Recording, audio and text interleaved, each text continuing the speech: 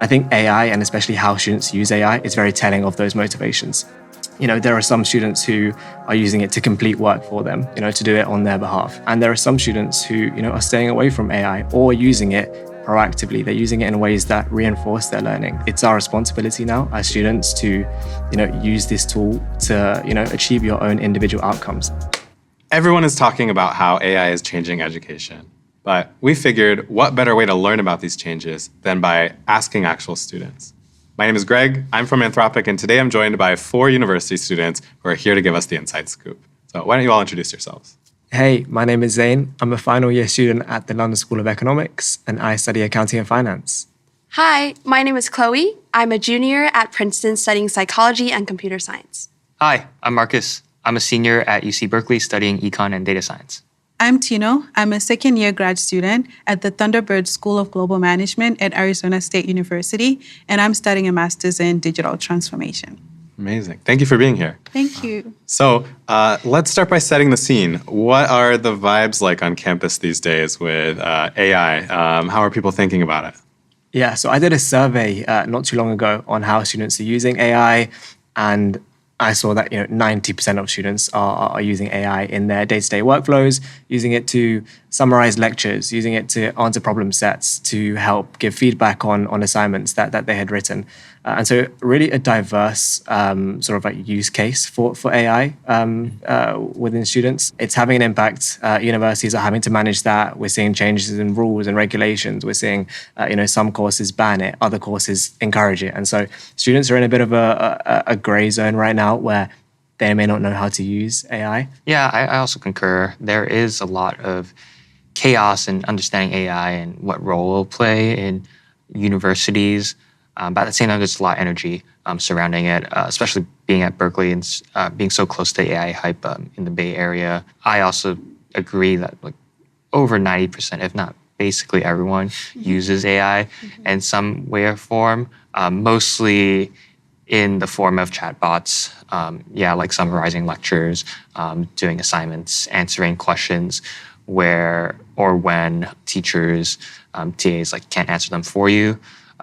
I will say there is also a lot of confusion on administrations or a professor's end on how AI can play a role in the classroom, and we're slowly seeing some changes around that. As business students, I see even myself and my colleagues, we use AI for a lot of different things. We use AI to understand and analyze business cases, do market research, just come up with financial research as well. So people use that for that as well. People also use AI as well to complete quizzes, when you don't have time, because when you're a grad student, sometimes you've got multiple jobs that you're working and you don't always have time. So sometimes you can see someone who just, quickly submit answers and everything. So that's the bad side of it, that when you're in grad school, it's supposed to be a time for you to expand your critical thinking, a time for you to be someone who is more decisive, someone who has substance in how you make decisions. And so that's, I think, the bad side of it. Yeah, I would say definitely the vibes are really chaotic right now, both, I guess, in a good and bad way. I think the good, obviously, like Zain said, there's a lot of exploration and cool projects and stuff popping up. The bad is because everything is such a gray area, it can be very difficult to stay resilient and hold yourself accountable. It's very easy to just be I'm just going to give up and feed this all to AI and not do any of the thinking. I've noticed that there's a lot of tension as well between, I guess, the line of how much is over-relying on AI or how much is it good to actually have, an actual cooperation between those two. And I have also noticed that some people are really into it, so they use it a lot in terms of, all of their different workflows, while others, like my humanities and maybe some social science friends, are a bit more hesitant and have a bit more concern. So there seems to be a growing, identity polarization effect that I think will be really interesting to see how it goes. I'm curious, you say that they're hesitant. Are they hesitant but still using it pretty regularly? Or is it a mix of some are using it a lot, some are not using it at all? Yeah, great question. I think there's a spectrum. A lot of, especially like the pure humanities students, have just completely opted out. I think because often in their classes and research, there's a lot more of just close reading. While other, I think like for social science, I have noticed a slow trend where they're trying it out more and just seeing AI being applied beyond just like pure computational or like machine learning like context, which has been cool. In a lot of computer science and also like other engineering classes, it's still kind of a taboo to use AI. I mean, in application these days, we're using a lot of like AI coding assistants to build actual projects outside the classroom. But in the classroom, we're still using like VS Code and blocking out these AI features because professors, at least at the moment, are still kind of discouraging it. But we might see a shift in the next few years. I mean, I know Stanford is beginning to have a course about learning to use AI tools in like software development and engineering.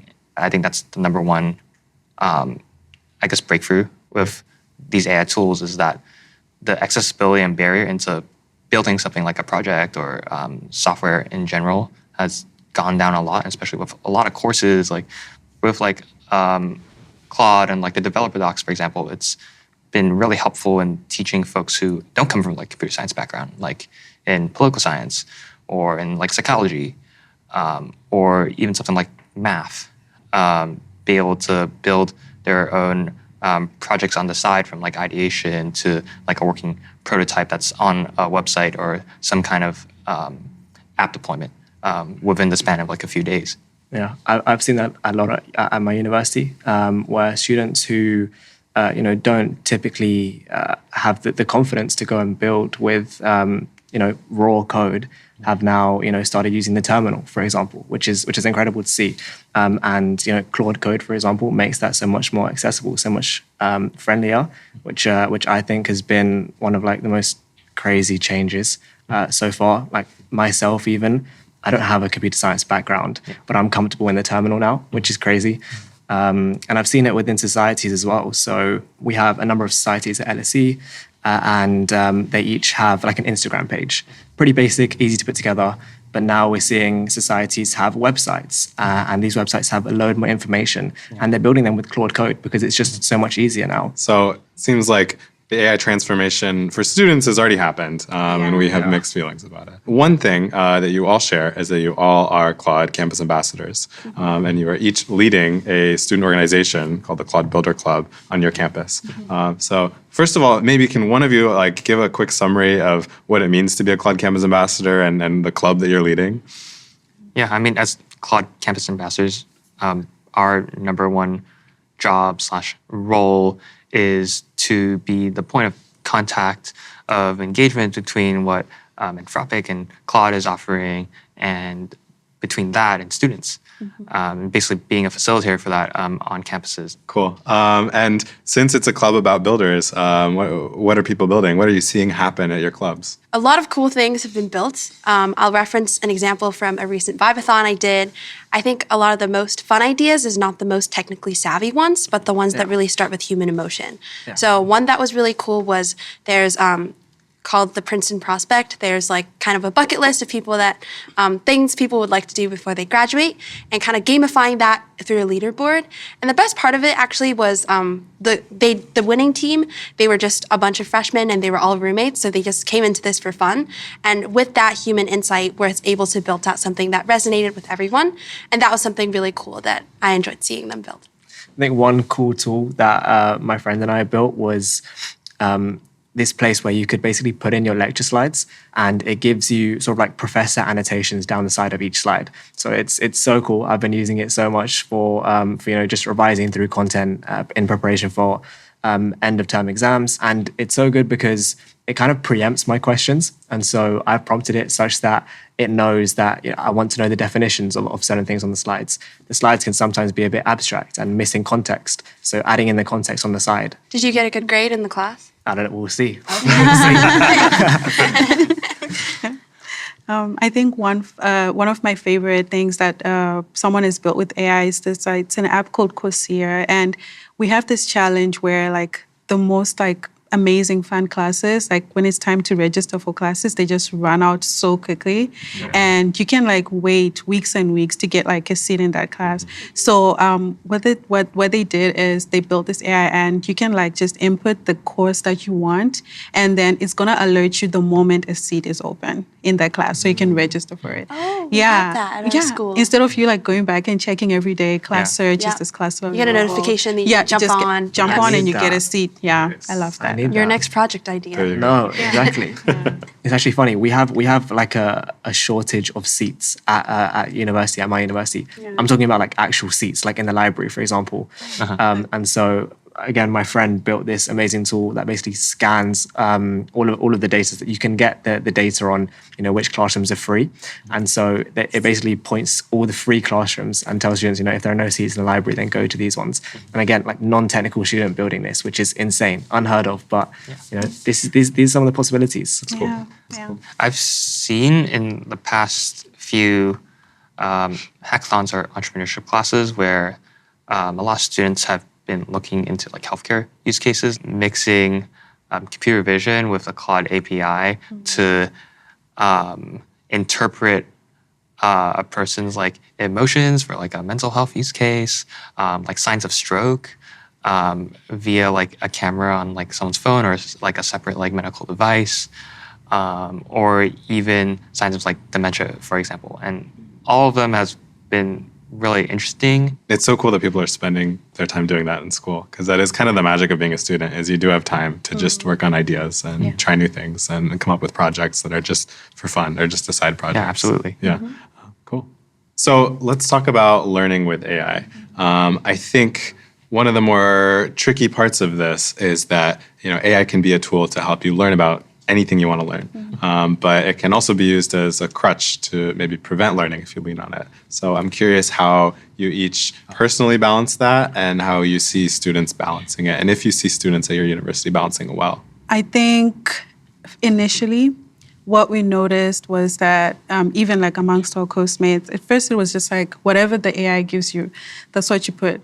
And then it's over time, attitudes have started to change. We're like, let's just put a little more effort in, not even just, let's just put effort in what we're putting together. Because let's say you have a group project and there are like 4 or 5 people on that group project, everyone gets a different part.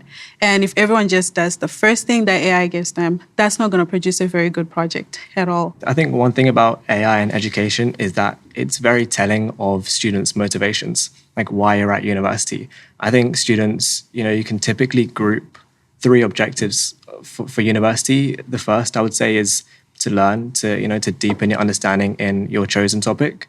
I would say a second objective is to, position yourself for a career, get a good job. And I think the third is the social element of university, where students are coming to network, to have fun, enjoy themselves. I think like those are the 3 broad objectives for students.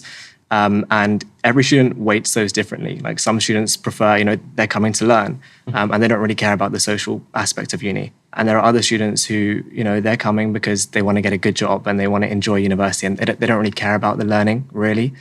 And I think AI, and especially how students use AI, is very telling of those motivations. There are some students who are using it to complete work for them, to do it on their behalf. And those are typically the students who want to save time and want to, put their efforts and motivations towards other things, which is fine. And there are some students who, are staying away from AI or using it proactively. They're using it in ways that reinforce their learning, that make them better, make them stronger.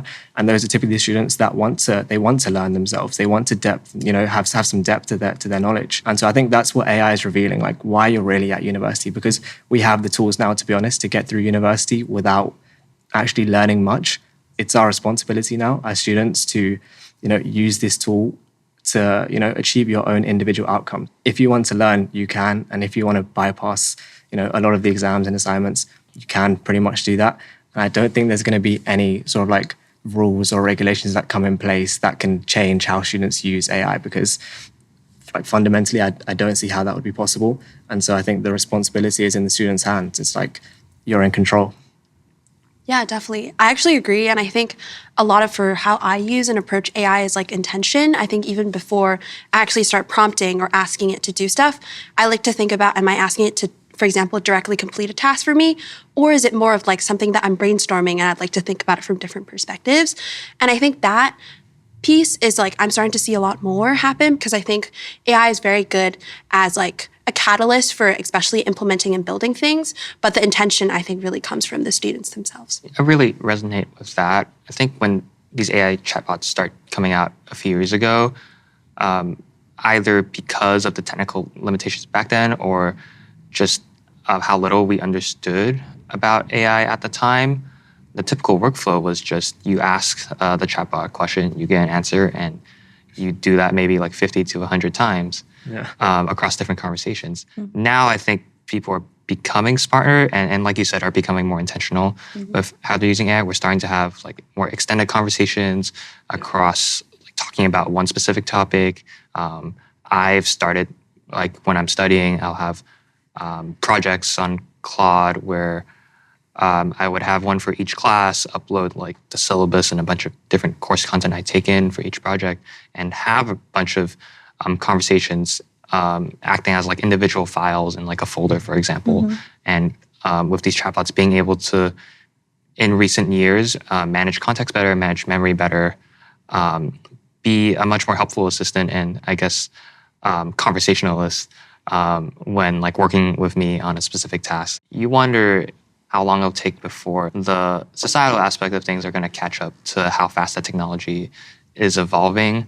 Right now, like one example is that in like CS classes, I know a few professors who do say like, hey, if you do use AI, like you can put a disclaimer in like your assignment and also describe like how you use it in like each like homework or lab assignment. But there isn't really like a integrated like framework thinking about like using AI in the class as part of the curriculum. And I think we're still kind of waiting on integrations like that into like education that we may see in the next like 5 years.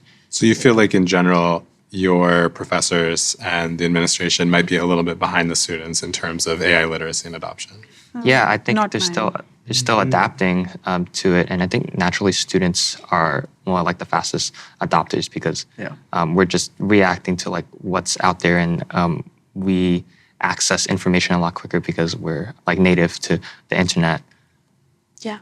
I have to say I've seen some like pretty cool advancements in some of the courses at my university.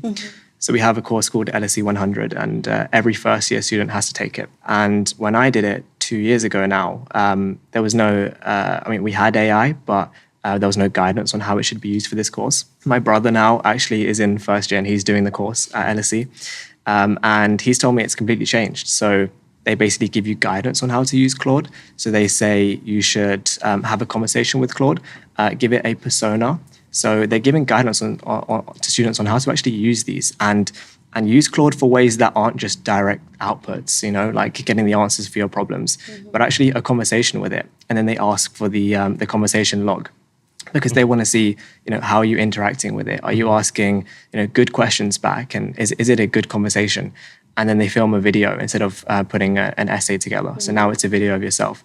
And so you're encouraged to use AI, but now in terms of like the marking, you know, you can't use it irresponsibly. I have also noted that for some of my classes, like the machine learning class I was taking this semester, they have their own chatbot. Actually, they built to specifically answer student questions. And if they want to refer to lecture notes specifically, it's pretty helpful for it. I do think, however, that this is more of a Band-Aid approach because it doesn't really prevent students from just going to other types of AI tools that is not the school one to just ask for answers and advice. Yeah. University is a one size fits all right at the moment, where you know you have one lecturer for potentially 200-300 students in a class, and those students all learn, you know, in different ways. And so AI is acting more as a personalized tutor if you prompt it in the right way and if you know encourage it to do so. And I've seen the learning mode from Claude where you know it's asking questions back to you. It's more of like a progressive development of understanding, which is good.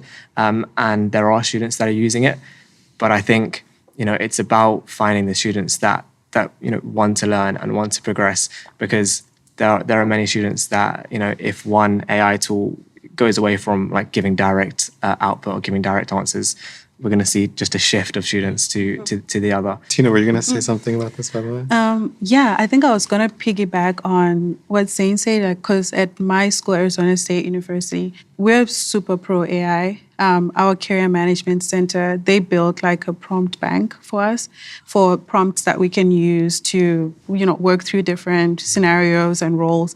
They also built for our sustainability class as well, the professor built her own bot as well. And we actually, there's a new class that they introduced called Artificial Intelligence Chip Strategy and the Future of Work. And it was taught for one semester, but people were like, yo, we need this class. And now it's taught the whole fall and spring. This is all very positive, which is great, but I know that it's not all positive. It's not all roses. So I'm curious, what are things that you are seeing that are not on the right track, or things that you're afraid of, or things that scare you? I mean, cheating is the top 3 use case, if not top 1 in universities, without a doubt. It just comes from what we discussed. You put in a prompt or some input, and chat gives out an output. And a lot of students, what they started off doing, and a lot of them was still doing, is just taking that output and submitting it in an assignment. Right? I mean, if you look at the interface, it's waiting for a question. We're given the questions from the university. It's never been easier to take that question and put it into the chatbot and get the mark scheme pretty much. Yeah. And so it's just so easy to get the answer, and you really have to be strong as a student to go and work on that problem by yourself and do it yourself. Yeah. I think a bit more of a nuanced take. I have also noticed that for even students who are using AI to build their own projects and, for example, to try out different types of, technical implementations, there's been a really strong sense of ownership shame that I've noticed. Whenever AI even gets mentioned that, when I was building this project, I used AI a little bit. Just because, like I said, I think the line between of how much the human is using the AI versus how much is the AI actually just controlling the whole project is very blurry right now. So especially at the Vibe-a-thon, when I was, for example, asking the winners, how did you use Claude in your projects? I had seen a lot of them build out, brainstorm, think through, and really iterate with Claude. But when I asked them that question, a lot of them just defaulted to, Claude just was very helpful and they did everything. Which I think right now, there's a lack of vocabulary and frameworks to regard these types of AI usages, which I also think is what's causing a lot of this polarization effect, where schools are just either completely banning it, but students are still using it regardless. Hence a lot of the cheating and just not really being intentional or using their brains when they're interacting with AI, which I'm a bit skeptical about the direction of this, just because I think students are now required to be the resilient ones in the age of AI, where they really need to be skeptical of every single time they use it without guidance from schools and institutions. So I feel like if institutions or school can't really adapt to this quick enough, there is a danger in it just kind of skewing and going into a more polarized direction. I will say, though, the sentiment and how we interact with AI among students is changing. I think as university students, we naturally do want to use our brains and use it for something that's interesting to us. In the past couple of years, yes, people have just been pasting in questions as prompts and taking the outputs to submit as deliverables or assignments. But people are beginning to be more interested in doing something more with that, taking more ownership of their assignments, but even more importantly, projects on the side or things they want to make or explore. And I think a lot of students just kind of need that little push to see what's available and what's out there. And back to the point about cheating, I think a lot of students are also realizing that AI is pretty bad at cheating in context, because there's all these patterns that start to come up there's a lot of M dashes, or AI has a specific voice or tone, or it doesn't actually understand to the level of what you know about the class, which could be a whole conversation about how students actually know more than they think they do. Yep. I agree. And I think students are evolving, with AI. I think when it first came out, everyone's very excited. Students, were using the outputs directly. But now, like Marcus said, students are being more, intentional with their prompts. So potentially, writing a little bit longer prompts, directing Claude a little bit better than before. And I think that's just because we're getting more used to it.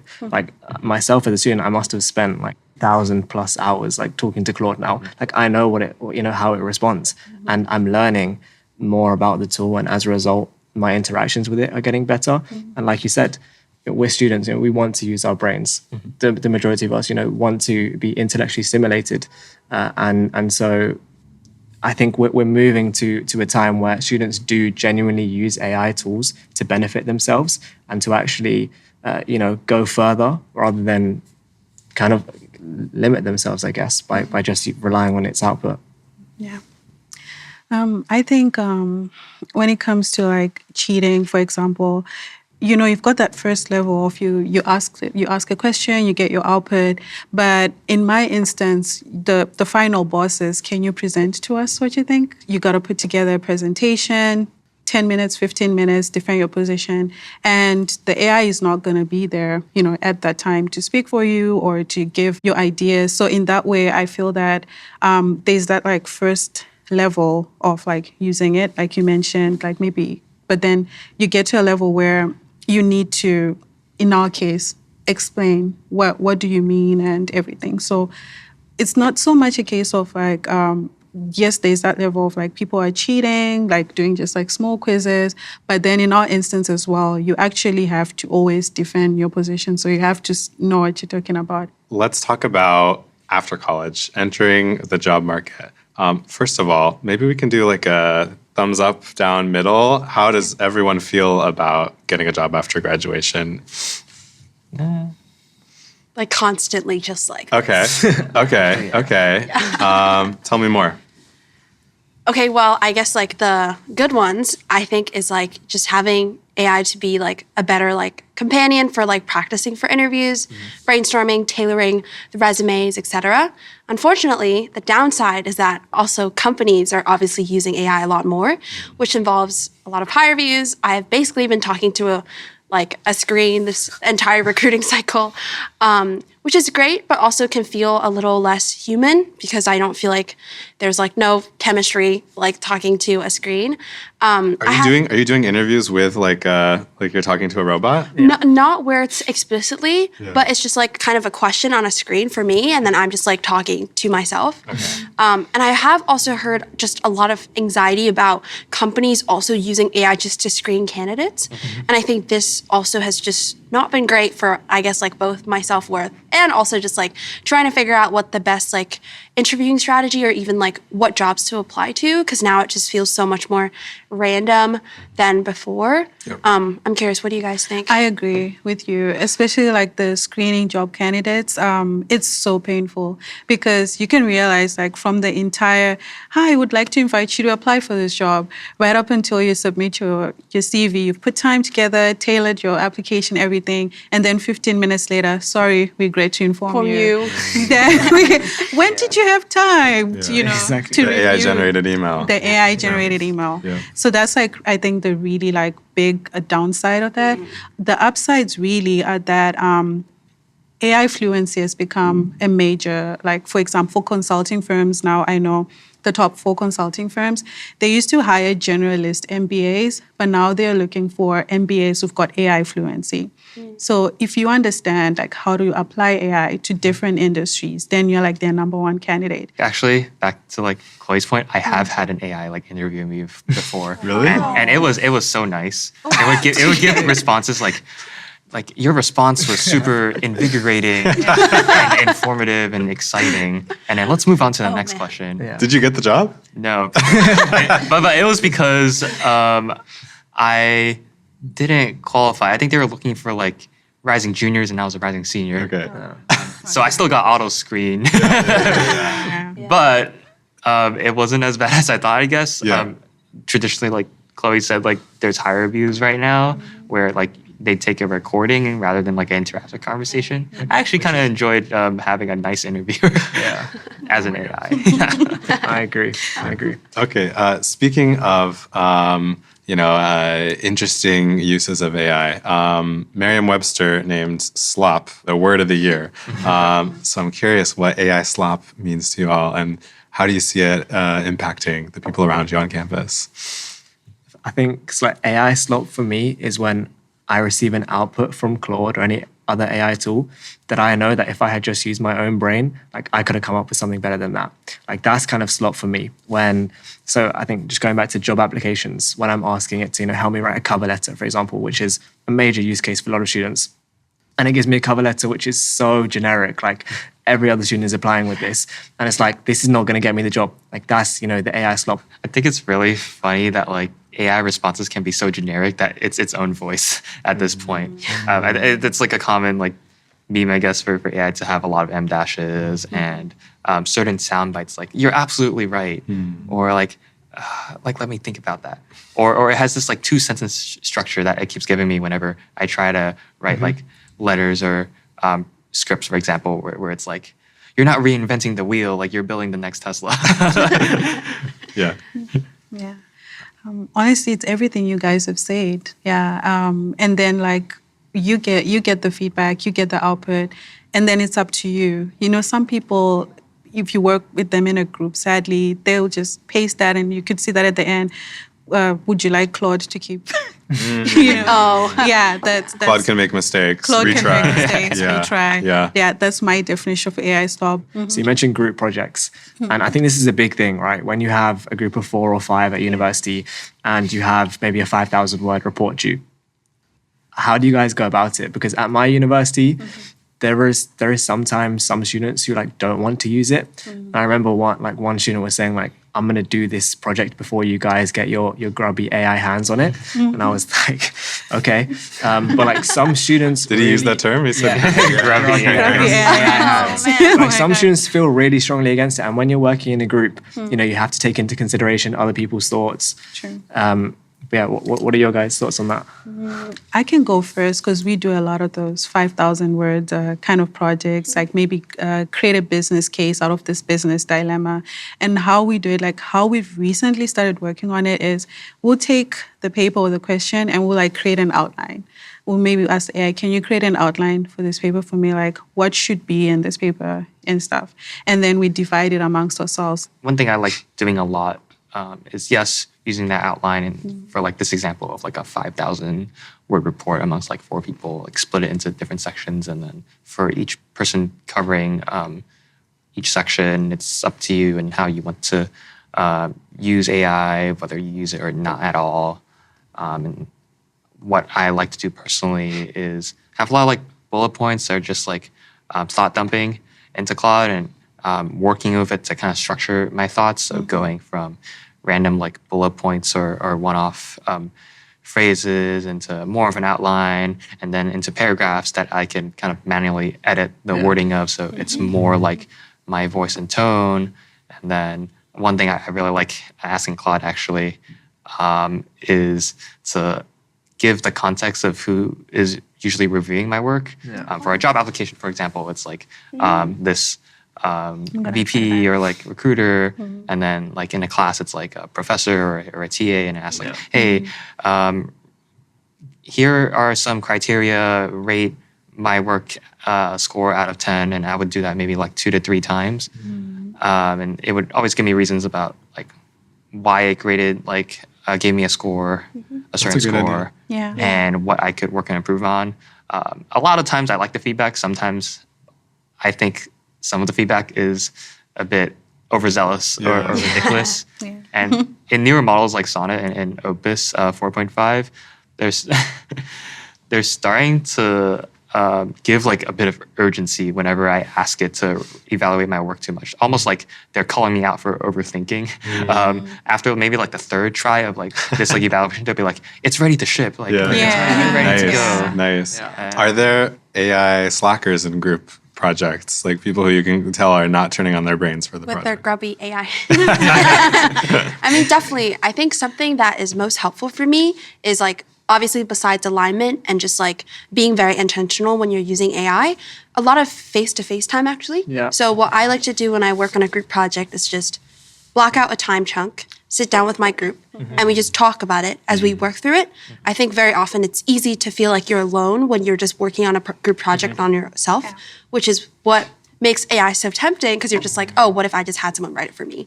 But if we were all forced to, let's say, sit down and talk together, like if someone had a problem and work through it, I think that definitely helps a lot with the more human piece of working together. Nice. Agreed. Okay, I'm going to shift us to some rapid fire questions. So each should be like 1 to 2 sentences maximum. So my first question is, what is a tip that you have for students right now who are navigating this whole world of AI in education? Learn it, learn how to use it. It's only to your advantage if you understand how it can optimize your career, or if you decide to be an entrepreneur, how it can optimize your business. If you're trying to learn new concepts or revising for exam, start a new project for every class you're taking in university. Try and paste in all the relevant files, and perhaps you already have existing conversations where you've worked with Claude to go through certain assignments, and set the writing style to concise mode. That's been most helpful for me to get a quick rundown in an efficient manner of like every concept I need to cover for an exam. Substack and open source materials. There are so many cool people out there who know the best or newest ways to use different types of AI tools. And what I've found most helpful is just soaking that up like a sponge and then applying it to my own projects. Nate Jones on Substack. He's pretty good. My tip would be use the styles. So you mentioned it briefly, the concise mode. The learning mode is fantastic. If you want to augment your own brain and augment your own skills, use the learning mode. It will ask you questions back, be confident in your replies back, and you genuinely will get a better output than just leaning on Claude by itself. All right, next question. How do you, in one sentence, personally draw the line?